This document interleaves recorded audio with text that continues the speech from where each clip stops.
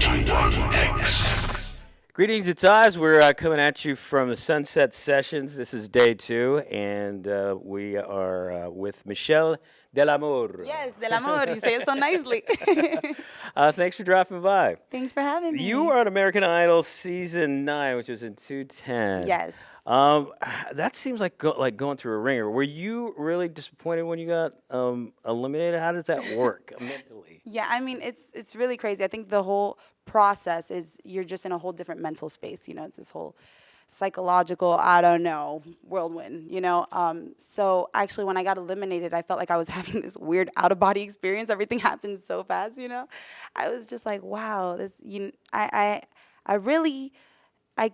got a little bit attached to the idea that maybe that was the way it was supposed to happen. But the truth of the matter is I have so much faith in what we're doing and who I am as an artist and in my vision. And so I believe no matter what, it was going to happen. But when you're on a show like that, you really want to win. So it is disappointing for sure. But now we're good. Yeah, but it seems like the people who are like, don't win seem to have more success than the people who do win in some seasons. So good luck to you. Thank you.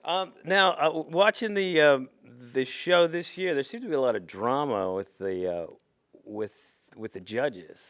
Yeah, you know what? I haven't gotten a chance to watch so much of it.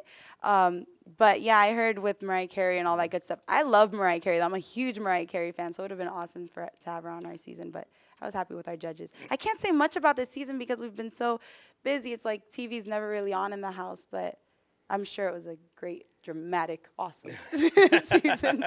Well, the ratings weren't that great, so it wasn't that awesome. I don't know. What about song selection? They're always going song selection, song selection. Who picks the song? God. Do you get to pick your own songs, or do they? Yeah, but you get like a package of like 1,700 songs, and you have to choose it in the matter of like, oh my God, everything is so fast, and then you're trying to at the same time go on what the judges said, which sometimes they contradict themselves too. So you're kind of confused. It's like, oh my God, should I be metal today or should I be Mariah Carey? Like, you know, it's so crazy. You know, you're just all over the place, and so I think my biggest lesson was really just no matter what, kind of staying true to who I was, which I didn't feel like I was able to do while I was on the show, because, you know, I really felt like I was trying to do whatever I needed to do in order to get where I wanted to get on the show. And as an artist, too, I was still growing and I was still learning. And so hearing all this feedback from these professionals, I was really trying to take their advice. But at the end of the day, it is a television show. Right.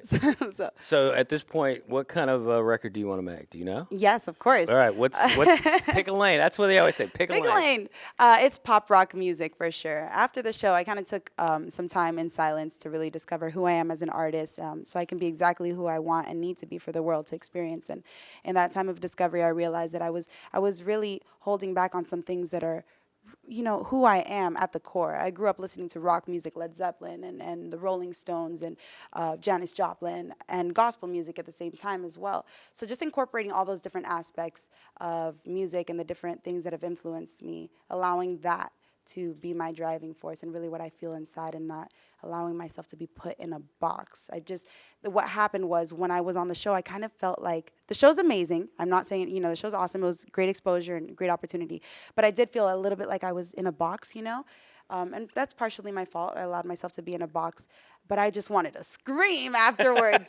So from that, you know, the rock element really came into it. And so that's where we are. It's pop rock. It's a fusion of both. Well, one of the greatest rock vocals of all time was actually a gospel singer. I think it was Mary Clayton, who did background vocals on Give Me Shelter. Yes. It was just amazing. Amazing. Yeah. So what about your record? When will it come out? Well, we just released an EP, actually. It's on MichelleDelamor.com. Let me say that again for you guys, because it was all over the place. But on MichelleDelamor.com, you can get my EP. It's free. It's called Sweet Rebel. All right, fantastic. And then being through the ringer, what advice would you give somebody who's going into Idol next year? What would you tell them?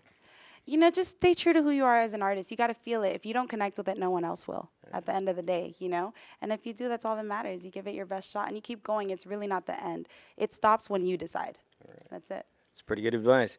Michelle Delamor, thank you for taking a minute, and good luck. Thanks so much for having me. It was fun. 91X.